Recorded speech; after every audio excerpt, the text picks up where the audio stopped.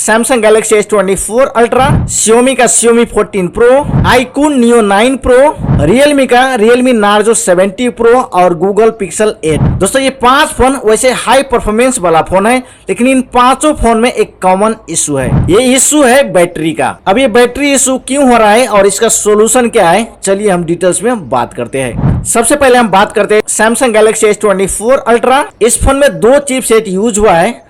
एक है सैमसंग का अपना ही एक्साइनस 2400 और दूसरा है स्नैपड्रैगन 8 जनरेशन 3 वाला।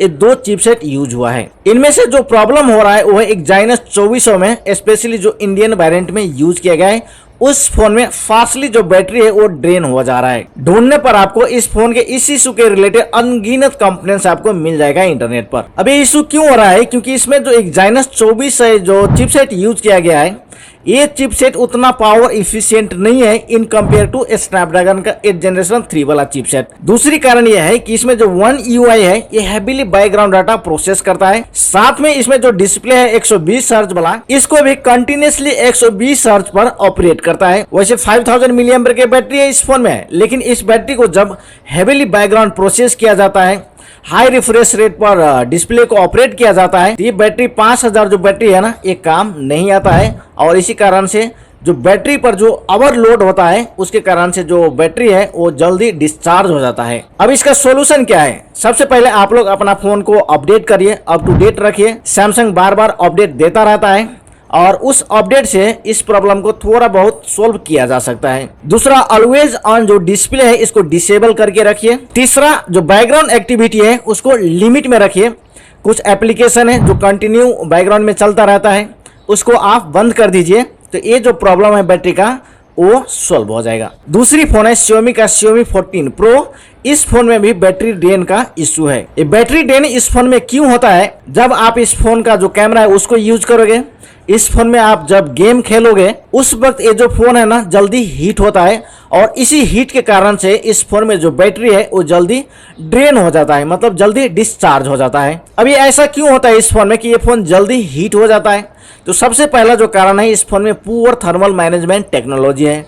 मतलब इस फोन को कूल करने के लिए कोई भी मैनेजमेंट नहीं है इस फोन के इनबिल्ड, इसीलिए फोन जल्दी हीट होता है जब हाई परफॉर्मेंस डाटा इस फोन में प्रोसेस होता है। गेम खेलने के टाइम पे, कैमरा यूज करने के टाइम पे और जब कोई वीडियो चलता है इस फोन में, उस टाइम पर क्या होता है कि बैटरी का जो कंजम्पशन है वो इंक्रीज होता है, बढ़ जाता है। इस टाइम पर बैटरी के ऊपर में हाई वोल्टेज का लोड होता है और इस लोड को मेंटेन करने के लिए इनबिल्ट एक थर्मल मैनेजमेंट सिस्टम होता है फोन के भीतर में, जो चीज इस फोन में नहीं है। और इसी कारण से क्या होता है कि फोन जल्दी हीट होता है और हीट के कारण से वो बैटरी ड्रेन होता है। अब इसका सोल्यूशन क्या है? हाइपर ओएस में आप बैलेंस मोड यूज करिए। चार्जिंग के टाइम पर आप गेम और मूवी मत देखिए इस फोन में। और इस फोन के कैमरा में जो एक AI फीचर है उसको बंद कर दीजिए, तो ये प्रॉब्लम सोल्व हो जाएगा इस फोन में। तीसरी फोन है iQOO Neo 9 Pro। वैसे तो इस फोन में 5160 मिली एम्पियर की बैटरी है, लेकिन ये बैटरी जल्दी ड्रेन होता है और इसका जो स्क्रीन टाइम है वो बिल्कुल लो है। अब ये ऐसा क्यों होता है इस फोन में? इसका जो अपना पंच ऑपरेटिंग सिस्टम है, ये ऑपरेटिंग सिस्टम हर एक एप्लीकेशन को बैकग्राउंड में लाइव रखता है। दूसरा, इसका डिस्प्ले जिसमें 144 हर्ट्ज का रिफ्रेश रेट है, जो कि बहुत ज्यादा है।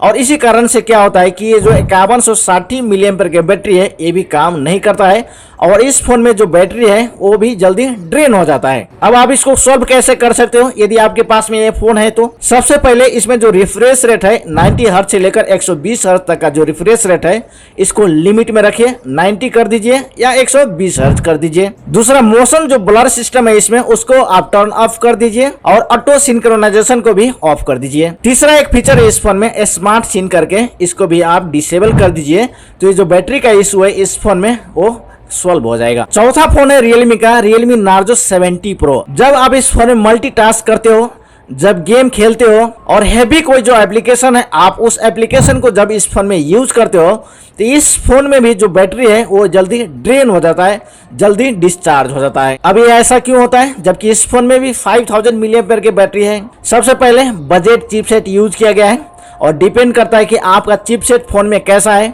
और चिपसेट ही डिसाइड करता है कि फोन में जो ओवरऑल परफॉर्मेंस होगा उस फोन का वो कैसा रहेगा। दूसरा रीजन है कि Realme का जो UI है उतना एडवांस नहीं है, बैटरी कंट्रोल इसमें नहीं है, थर्मल टेक्नोलॉजी नहीं है इस फोन में, इसीलिए बैटरी कंजम्पशन और बैटरी पर जो लोड है उसको ये बैलेंस नहीं करता है और इसी कारण से इसमें जो बैटरी है वो बैटरी जल्दी हीट करता है और बैटरी जल्दी ड्रेन हो जाता है, डिस्चार्ज हो जाता है। अपडेट के माध्यम से बहुत सारा चीज कंट्रोल किया जाता है, बहुत सारा चीज को मैनेज किया जाता है फोन में, इस बात को आपको ख्याल रखना होगा। दूसरी है, जब आप सोशल मीडिया स्ट्रीम करते हो, यूट्यूब स्ट्रीम करते हो, उस टाइम पर बैटरी सेवर मोड को एक्टिव रखिए। तीसरी है, कुछ हैवी जो एप्लीकेशन है उसको आप क्लोज रखिए। इस तरीका से इस फोन में जो बैटरी है उसको आप मेंटेन रख सकते हो। पांचवा है गूगल पिक्सल 8।